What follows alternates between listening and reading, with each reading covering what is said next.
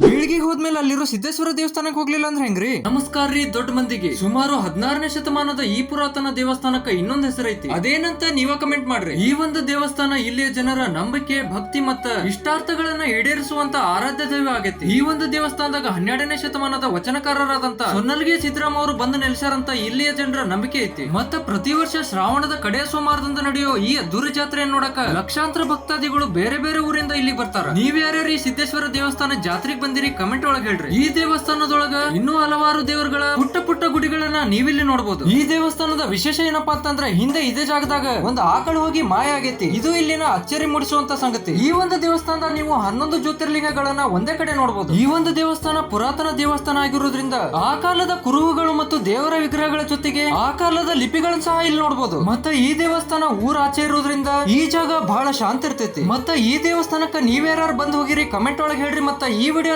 ಎಲ್ರಿಗೂ ಶೇರ್ ಮಾಡ್ರಿ. ಮತ್ತೆ ನೀವಿನ್ನೂ ತನ ನನ್ನ ಅಕೌಂಟ್ ಫಾಲೋ ಮಾಡ್ಕೊಂಡಿಲ್ಲ ಅಂದ್ರೆ ಫಾಲೋ ಮಾಡ್ಕೋರಿ. ಮುಂದಿನ ವಿಡಿಯೋದಾಗ ಸಿಗೋಣಂತ. ಈ ವಿಡಿಯೋ ನೋಡಿದ್ದಕ್ಕಾಗಿ ಧನ್ಯವಾದಗಳು.